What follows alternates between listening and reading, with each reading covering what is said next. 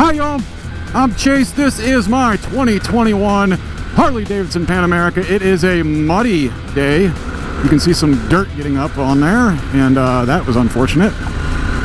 But we're going for a ride out to a place called the Bear's Den. It is a restaurant. It is for my birthday. It's 58 degrees. It's December. Yeah. Don't know why this happened. Don't know how it happened, but I will take it. Yes, it is slightly muddy, and I'm probably going to have to spray the bike off with with a ton of stuff, because it's going to be nasty. But damn it, it's nice out, and sometimes you just have to ride in the muck. So I thought my previous video was going to be my last one for 2023, but apparently this is my last video. So I noticed that some guys are getting rid of their Pan Ams. I am not going to be one of those guys. I am one of those people that is stubborn, of course, and I'm in things for the long haul quite often. Trying to miss all this nasty goo that's on there.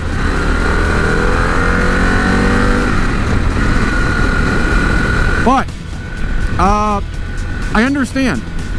Some guys are having trouble with their Pan Ams. I've had some trouble with mine. I'm not going to lie. I'm not going to sugarcoat it. Yes, there has been some trouble. But overall, it has been reliable.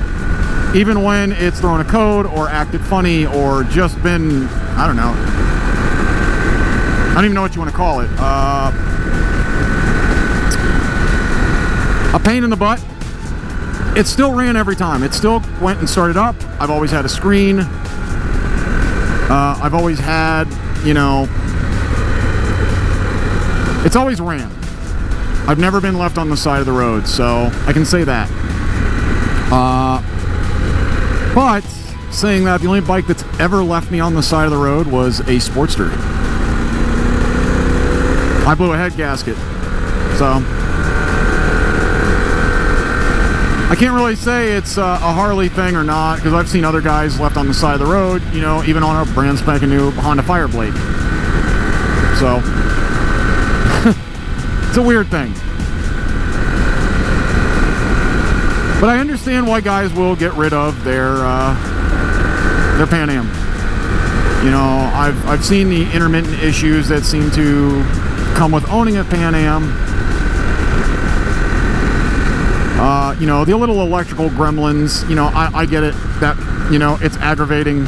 And if you've had more trouble than I have, yeah, it gets aggravating.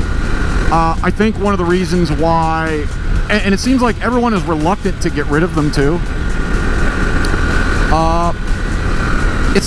They're not getting rid of them because it's a bad bike. Everything about the bike is awesome, except for those electrical gremlins. The suspension, the handling, the power, the torque. I mean, it's a really great bike, honestly. Speaking of which, power and torque.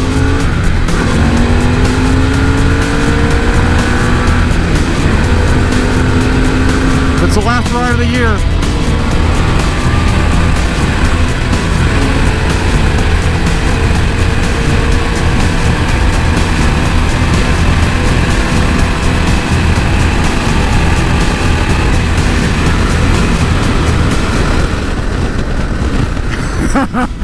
Woo! That'll get you up in the morning.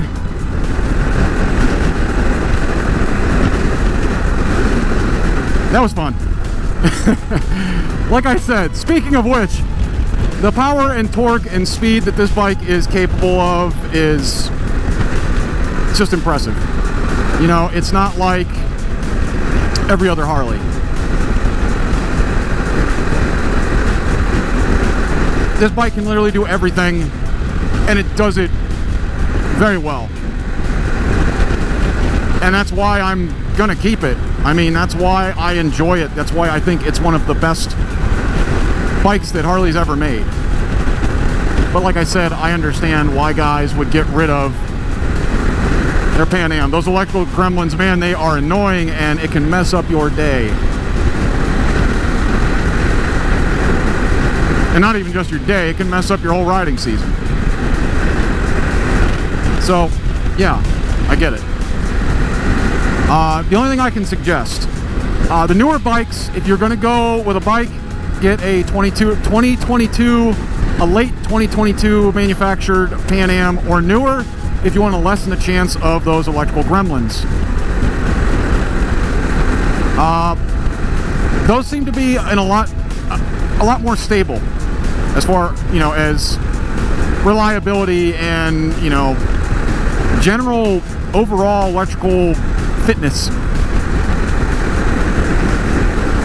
So if that's what if you're going to get one, just get a newer one. If you're like me and you're looking for a deal and you decide you're going to get a older than late 2022 Pan Am, know that there may be some problems that come with it.